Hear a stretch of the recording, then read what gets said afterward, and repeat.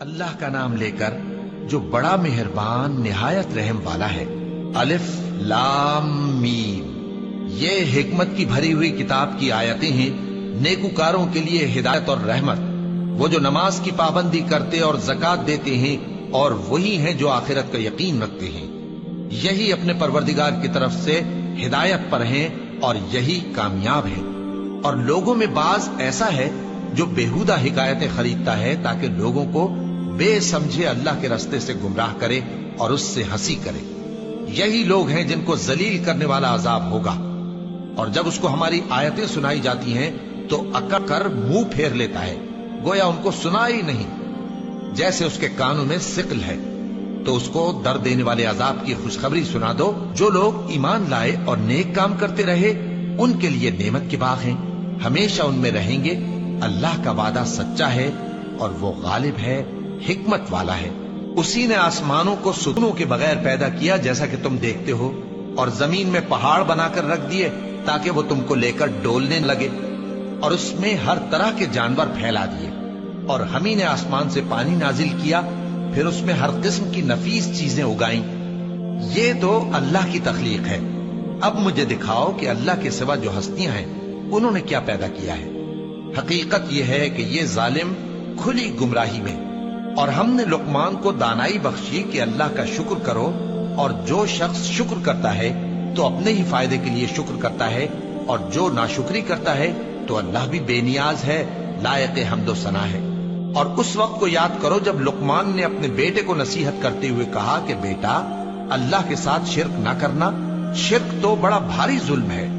اور ہم نے انسان کو، جسے اس کی ماں تکلیف پر تکلیف سہ کر پیٹ میں اٹھائے رکھتی ہے، پھر اس کو دودھ پلاتی ہے، اور آخر کار 2 برس میں اس کا دودھ چھڑانا ہوتا ہے، میں نے تاکید کی ہے کہ میرا بھی شکر کرتا رہے اور اپنے ماں باپ کا بھی، کہ تم کو میری ہی طرف لوٹ کر آنا ہے۔ اور اگر وہ دونوں تجھ پر زور ڈالیں کہ تو میرے ساتھ کسی ایسی چیز کو شریک کرے جس کا تجھے کچھ بھی علم نہیں، تو ان کا کہا نہ ماننا۔ ہاں، دنیا کے کاموں میں ان کا اچھی طرح ساتھ دینا، اور جو شخص میری طرف رجوع لائے اس کے راستے پر چلنا۔ پھر تم کو میری طرف لوٹ کر آنا ہے تو جو کام تم کرتے رہے ہو سب سے تم کو آگاہ کر دوں گا۔ لقمان نے یہ بھی کہا کہ بیٹا، اگر کوئی عمل چاہے رائی کے دانے کے برابر بھی چھوٹا ہو، اور ہو بھی کسی پتھر کے اندر یا آسمانوں میں مخفی ہو یا زمین میں، اللہ اس کو قیامت کے دن لا موجود کرے گا۔ کچھ شک نہیں کہ اللہ باریک بین ہے، خبردار ہے۔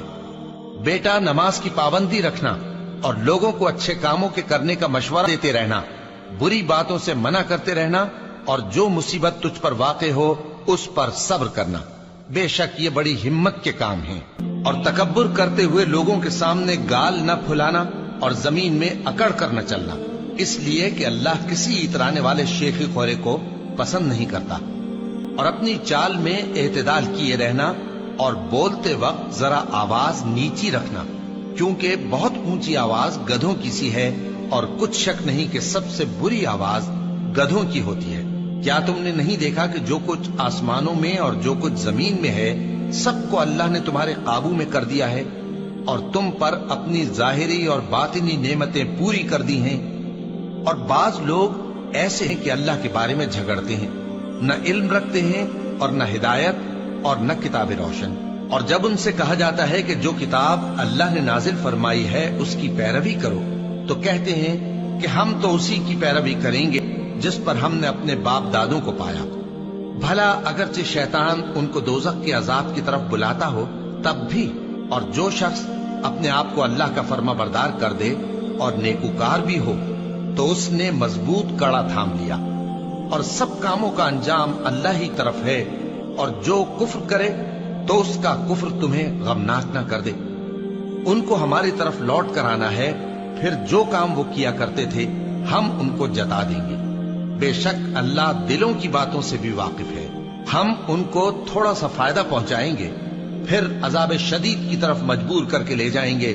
اور اگر تم ان سے پوچھو کہ آسمانوں اور زمین کو کس نے پیدا کیا، تو بول اٹھیں گے کہ اللہ نے۔ کہہ دو کہ اللہ کا شکر ہے، لیکن ان میں اکثر سمجھ نہیں رکھتے۔